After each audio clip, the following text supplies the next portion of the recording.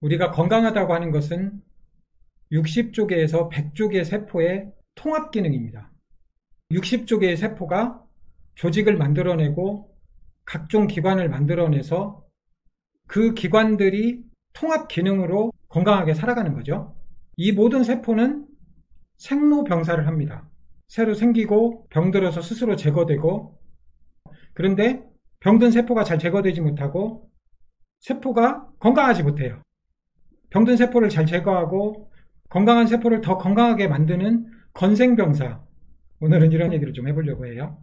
건강한 세포를 더 건강하게 하고 병든 세포를 잘 제거하면 각종 통증, 만성 통증, 그리고 수없이 많은 자가면역 질환, 치매, 파킨슨, 심지어 암도 치료될 수도 있습니다. 세포의 수명을 좀 알아보면요, 중성부는 하루에서 5일 정도 지나면 새로운 세포로 바뀌고요, 유벽세포 2일, 소장, 상피세포 2일에서 4일, 대장은 3일에서 4일, 혈소판 10일, 피부세포는 10일에서 30일 정도고요, 적혈구 120일, 간세포는 6개월에서 1년, 그리고 오래 사는 세포가 심근세포, 근육세포, 뼈, 그 다음에 뉴런입니다. 뉴런 30년 이상. 그런데 참고로 교세포, 미세아교세포, 성상교세포, 휘돌기 아교세포는 수명이 10개월에서 2년이에요. 그래서 치매, 파킨슨도 좋아질 수 있는 거예요. 이렇게 세포는 생로병사를 해요. 세포에 데스 리셉터, 죽음 수용체가 있습니다. 미토콘드리아에서 내인성 죽음의 신호를 보내요. 언제? 외인성 패스웨이는 영양 부족일 때, 내인성 패스웨이는 이 세포가 기능을 잘 못할 때, 데스 인듀싱 시그널 컴플렉스, 디스크를 활성화하고 결국은 세포를 염증도 없이 깨끗이 제거하는 거죠.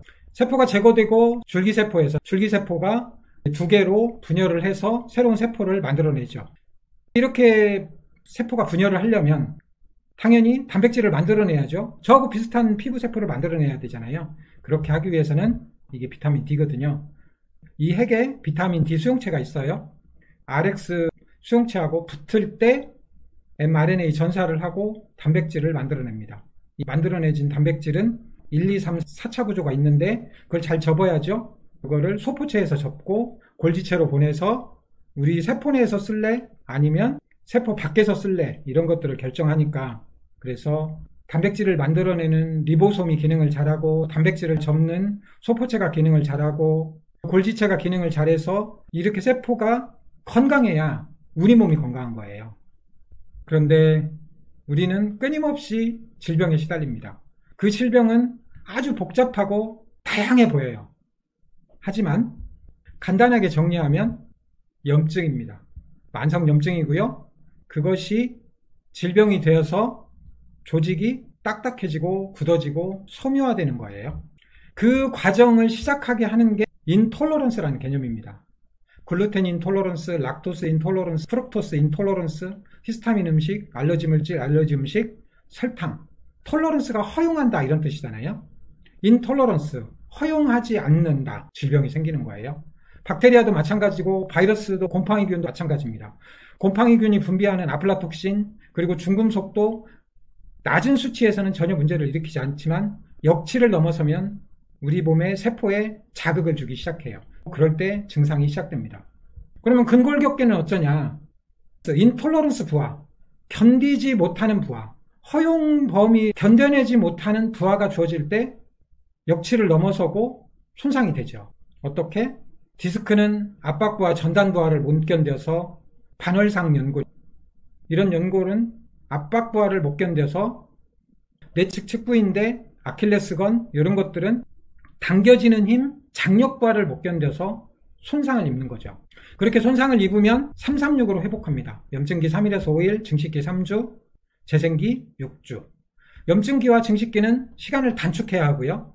재생기에서는 섬유화를, 딱딱해지는 것을 방지해야 됩니다. 꼭 기억하세요. 이제 연골, 뼈, 근육, 힘줄, 인대가 부하를 못 견뎌서 손상을 입었어요. 계속 자극을 받으면 어떻게 될까요? 예를 들어서 이게 디스크예요. 바깥쪽에 작은 혈관들이 이렇게 있어요. 반복적인 재손상을 입으면 이런 식으로 혈관 신생이 됩니다. 통증 조직이 아니었어요. 만성염증으로 인해서 통증 조직으로 바뀝니다. 그리고 더 지나면 어떻게 돼요? 이렇게 딱딱해져 버리고 굳어버립니다. 반복적인 재손상, 만성염증, 뒤에서 설명하려고 하는 건생병사를 못하면 이렇게 진행을 해버리죠. 부하를 못 견뎌서 문제가 생긴다고 그랬잖아요. 그런데 또 역설적으로 이 초자연골 디스크에는 혈관이 없어요. 그러면 어떻게 영양을 공급할까요? 활액을 공급을 해야 되는데 영양물질이 들어있으니까 적절한 부하를 반복해서 줘야 영양을 공급합니다.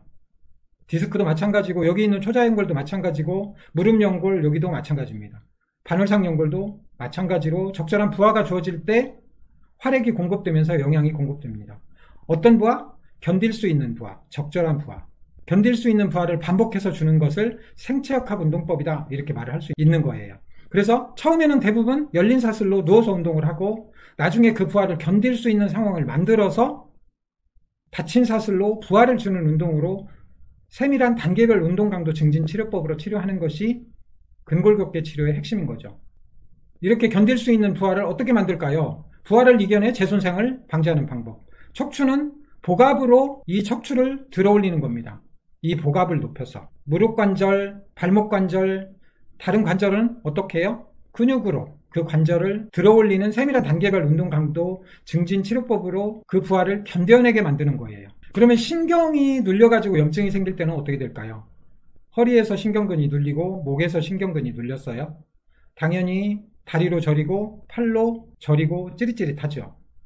이 신경은 미엘린이라고 하는 수초요. 이 수초만 압박을 받아가지고 염증이 일어나는 단계가 있고 축사까지 압박을 받아가지고 염증이 생기는 단계, 심해지면 절간되는 신경이 끊어질 수도 있을 거 아니에요. 그렇게 문제가 생기기도 하죠. 우리가 보는 질환의 대부분은 수초가 압박받거나 축사기 압박을 받아서 염증이 생기고 나중에 오래되면 어떻게 돼요? 섬유화돼요. 딱딱해져요. 그래가지고 디스크하고 이 신경하고 유착돼요. 이 신경의 흥분 전도가 안 되는 겁니다. 그래서 저린 거예요. 그럼 이런 문제는 어떻게 할까요? 신경과 신경을 전침으로 연결해서 통전시키는 거죠. 전기를 연결하는 거예요. 제가 이제 디스크에 관한 책을 출간을 앞두고 있는데 이런 방법이 있어요. 이런 거는 실습이 좀 필요하죠. 정확하게 여기 있는 너브 루트를 찌르고 혹은 좌골신경 아래 사이아틱 너브를 자침을 하고 이쪽 끝에서 더마톰, 피부 분절에 있는 신경을 침을 찔러서 전기를 연결하면 되는 거거든요. 그렇게 하면 고생하던 저림증이 한두 번 치료해서 개선되는 경우도 있어요. 또 다른 방법으로는 신경이 유착됐다고 그랬잖아요. 붙었다고 그랬잖아요. 그러면 이거 잡아당겨주면 돼요. 이 신경을 쭉 잡아당기면 떨어지겠죠. 이렇게 하면 됩니다. 서서히 붙어있는 걸 뗄 수 있을 정도로 스스로는 2단계 이렇게 하면 됩니다. 세밀한 단계별 스트레칭 이렇게 하면 되죠.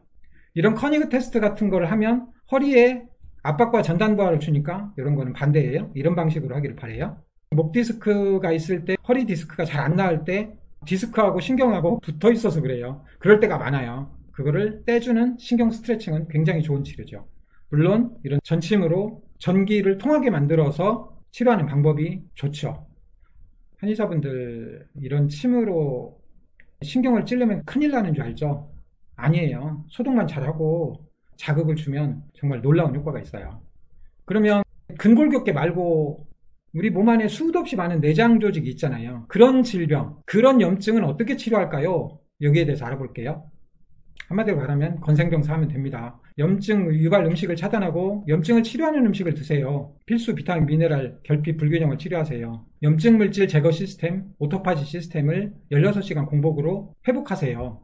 그리고 생체역학 운동법, 미토콘드리아 신생합성 운동법으로 건강한 세포를 더 건강하게 하세요. 항산화, 항염증 한약, 좀비세포를 제거하는 한약재가 있습니다. 뒤에서 알려드릴게요. 그러면 어떤 음식이 허용하지 않아가지고 염증을 일으킬까요? 소화되지 않는 글루텐입니다. 글루텐은 불용성 단백질, 물에 녹지 않는 단백질. 우리 밀가루가 고소하게 만들어지고 이렇게 찰지게 만들어지는 이유가 이 글루텐이 많아지면서 그래요. 그러니까 옛날 밀보다 훨씬 글루텐이 많습니다. 밀에 글루텐이 20%나 들어있어요. 보리에는 5% 정도 들어있고요. 이 글루텐을 소화시키지 못하는 사람이 계속 글루텐을 먹잖아요. 그러면 우리 장에 들어오면서 염증이 생겨요. 장 투과도가 증가하는 장누수가 생깁니다. 이 장누수가 생기잖아요.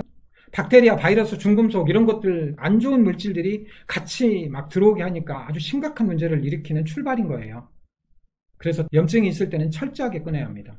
유당 인톨러런스, 락타제가 있으면 이렇게 글루코스하고 갈락토스로 쪼개져서 흡수가 돼요. 그러니까 대장에도 아무 문제가 없죠.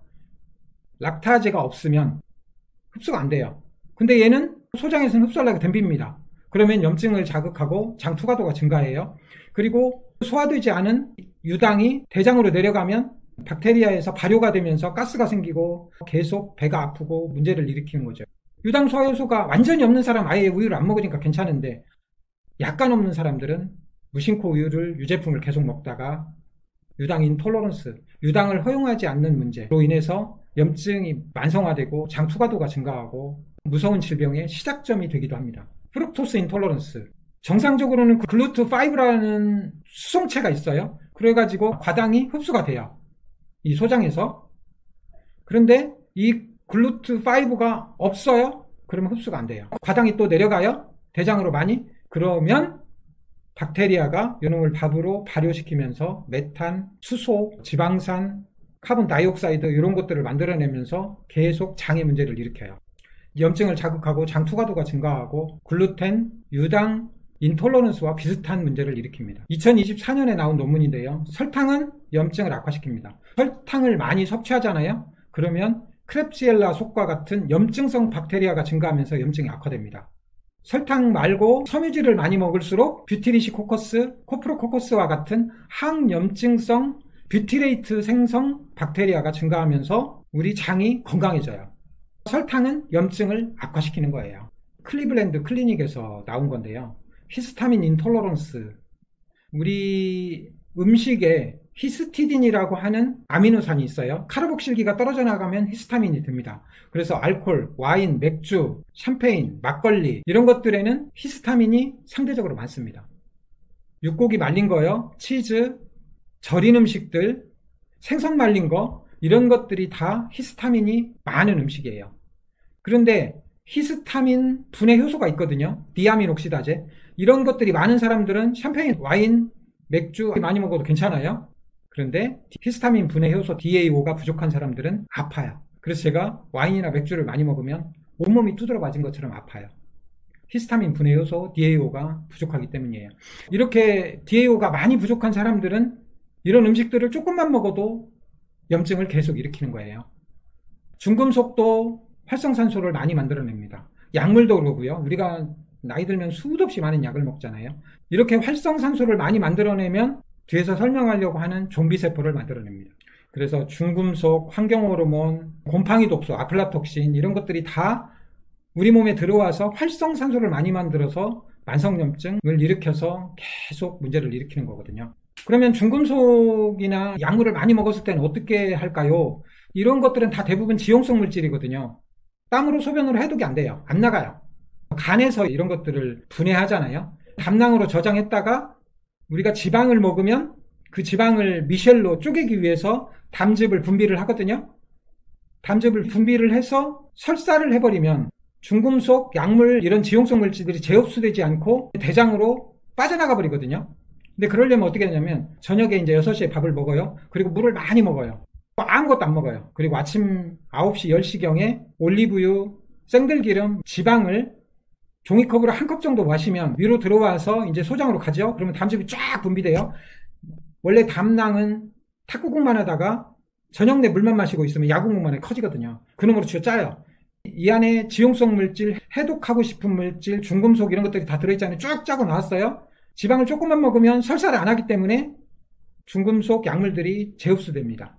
그런데 지방을 많이 먹잖아요. 그러면 흡수하다 못하고 결국은 이 지방이 대장으로 내려가서 삼투압에 의해서 물을 쭉 잡아당기고 대장이 설사를 해요. 이렇게 해독하는 방법이 있습니다. 이 링크를 클릭해 보시면 알 수 있어요. 이렇게 우리 음식, 글루텐, 유당, 과당, 설탕, 히스타민 많은 음식, 알러지 음식 이런 음식들을 피하고 중금속 문제를 해결을 했어요. 그런데 만약에 우리 몸에 기생충이 영양물질을, 필수 영양소, 비타민, 미네랄을 빨아먹는다면 어떻게 될까요? 지금도 100명에 1명은, 1000명 중에 1명은 기생충이 살아요. 장에서. 옛날처럼 많이 안 살지만. 이런 사람들은 어떻게 할까요? 생고기를 좋아하고 생야채를 많이 먹는 사람들은 1년에 한 번씩 그냥 구충제를 먹으면 좋죠. 이 영상에 설명을 했어요.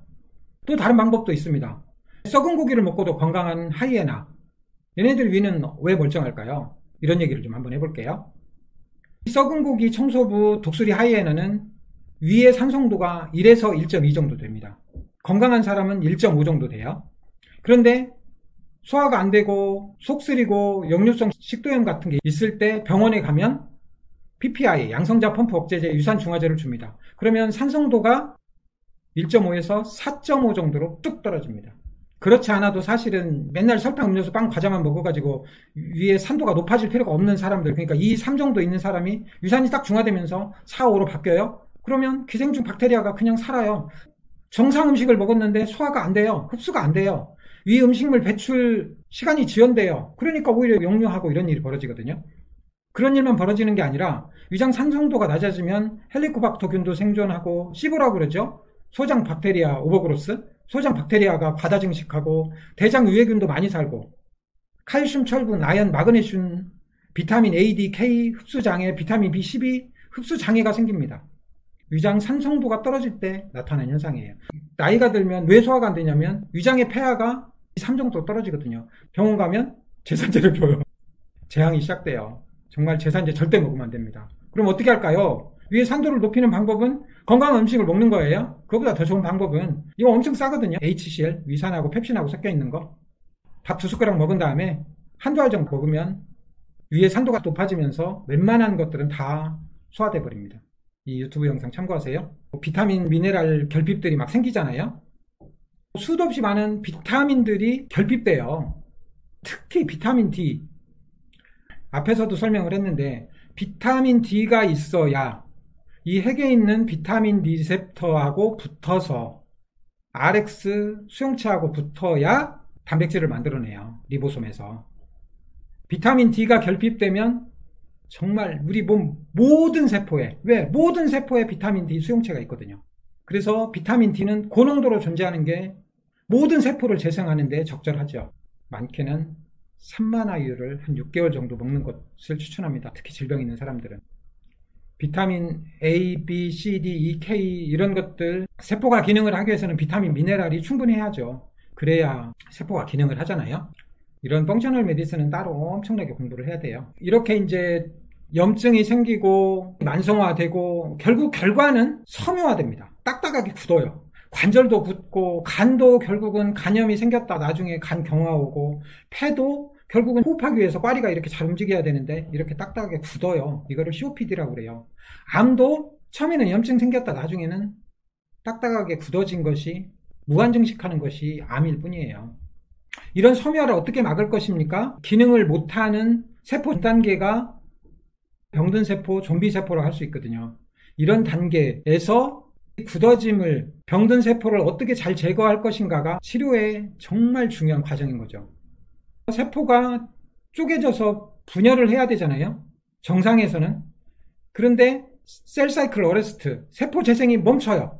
이거를 뭐라고 하냐면 셀룰라 시너슨스, 노화세포, 셀 사이클 멈춘 세포다 이렇게 표현해요. 저는 좀비 세포다 이렇게 표현을 하는 것이 좀 적절해 보이고요. 이 정상세포는 이렇게 기능을 잘해요. 이 좀비 세포는 여기 보면 얘가 각종 염증 물질을 분비를 해가지고 만성 염증을 일으키고 만성 통증, 자가면역 질환, 치매, 파킨슨, 암 이런 것들을 일으키는 원인이 돼요. 그래서 이 좀비 세포를 어떻게 제거할 건가가 정말 중요한 치료인 거예요. 병사, 좀비 세포를 어떻게 제거할 건가요? 3가지 방법이 있습니다. 가장 좋은 방법은 16시간 공복하는 겁니다. 저녁 6시에 밥을 먹고 물만 먹고 점심 12시까지 18시간 동안 완벽하게 공복을 하는 거예요. 중간에 뭘 먹으면 이 자가포식은 일어나지 않습니다. 거대 자가포식이 뭐냐면 노화된 세포, 병든 세포 혹은 병든 세포 소기관 이런 것들을 잡아먹는 자가포식을 거대 자가포식이라고 그래요. 염증 물질, 활성산소 물질 이런 것들을 제거하는 시스템을 미세 자가포식이라고 그러고 바이러스 같은 것을 잡아먹는 걸 샤페론맥의 자가포식 이렇게 표현을 해요. 두 번째로 미토콘드리아 신생 합성 운동을 하면 미토콘드리아가 세포 자멸 시그널을 보내거든요. 그래서 미토콘드리아 신생 합성 운동을 하면 좀비 세포가 잘 제거됩니다. 놀랍게도 이런 좀비 세포를 제거하는 시놀리틱 한약재들이 있습니다. 호장근, 강황, 울금, 현삼, 황련, 황백, 양파 껍질, 사과 껍질, 포도 껍질, 포도씨 이런 거에도 많아요. 그런데 우리는 그런 것들은 다 깎아내버리고 과당하고 설탕만 먹어요.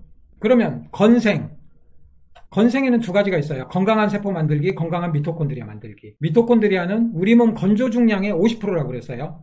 우리가 미토콘드리아 신생 합성 운동을 하면 이렇게 작게 존재했던 두 개의 미토콘드리아가 서로 합쳐져서 활성산소를 적게 만들고 ATP는 빵빵하게 만들어내는 거대한 미토콘드리아로 바뀌어요. 이거를 미토콘드리아 다이내믹스 이렇게 표현을 하고요. 우리가 운동을 안 하고 병들어요. 그러면 이게 쪼개지고 기능을 못하면 제거되고 이렇게 됩니다.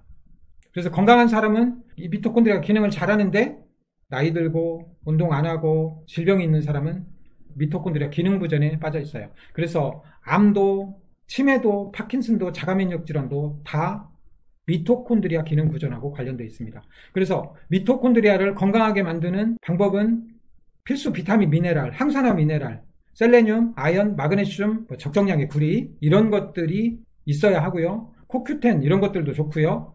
누가 뭐라고 해도 미토콘드리아 신생합성 운동을 하는 거예요.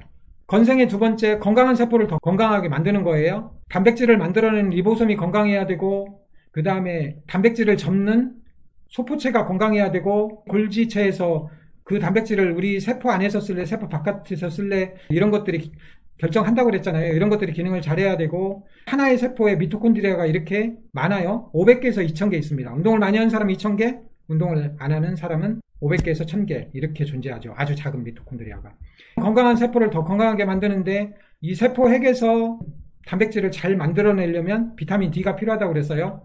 그 다음에 소포체에서 단백질을 잘 접으려면 소포체 기능 부전을 치료하는 타우린이 필수입니다. 그리고 이 세포를 건강하게 하기 위한 좋은 방법은 프로바이오틱스, 앞에서 설명했던 위산, 미토콘드리아를 건강하게 해서 이 모든 세포를 건강하게 하고 병든 세포를 에이팝토틱 시그널을 보내는 작용을 하게 하면 건강한 세포는 더 건강해집니다. 이런 모든 방법을 활용을 하면 병든 세포는 제거할 수 있고 건강한 세포는 더 건강하게 할 수 있습니다. 그러면 만성염증으로 인한 각종 질환, 자가면역염증, 경도인지장애, 치매, 초기 파킨슨병, 좀 심해진 파킨슨병, 그렇죠. 그렇게 멀리. 이런 것들 그렇죠. 하나, 둘. 참, 이 논문도 놀라운 논문인데요. 이 스템셀이 재생되기 위해서는 어떤 힘이 필요하다. 어떤 힘? 장력의 힘, 압박의 힘, 전단 힘이 필요하다. 장력부하, 압박부하, 전단부하가 필요하다. 어디서 많이 들었던 얘기 아니에요? 운동이 필요하다. 이렇게 말을 해요. 생체 조직은 힘을 전달하고 다양한 기계적 특성을 나타내는 물질과 물리적 힘을 생성하고 영향을 받는 세포로 구성되어 있습니다. 이런 기계적 특성과 힘은 줄기세포의 기능을 조절하고 조직 회복을 유도합니다. 무슨 뜻이에요? 운동을 해야만이 세포가 재생됩니다. 이런 뜻입니다. 이게 2017년 네이처에 나온 논문이에요. 여태까지 했던 얘기를 간단하게 정리하면 건생병사 4가지 과제인 거예요. 염증을 일으키는 음식을 차단하세요. 글루텐, 유당, 과당, 설탕, 히스타민 음식, 알러지 음식. 그리고 염증을 치료하는 음식, 오메가3, 견과류, 각종 천연 야채들, 그 천연 야채 항산화 항염증의 끝판 한약들 얼마나 좋은 치료제입니까? 그리고 비타민, 미네랄, 영양소 결핍 불균형을 개선하세요. 염증 물질을 청소, 재활용하는 세포 제거 시스템 16시간 공복으로 훈련을 하세요. 미토콘드리아 신생 합성 운동법으로 미토콘드리아를 건강하게 하고 건강한 세포를 더 건강하게 하세요. 통증이 있을 때는 누워서부터 세밀한 단계별 운동 강도 증진법으로 시작을 해서 부하가 주어져도 괜찮은 상황으로 서서히 운동 강도를 높여가세요. 이 4가지를 하면 놀랍게도 많은 질병을 치료할 수 있습니다. 이러한 치료를 누가 할 수 있을까? 한국 사회에서 한의사가 이런 치료를 하는 것이 가장 적절해 보입니다. 화이팅입니다.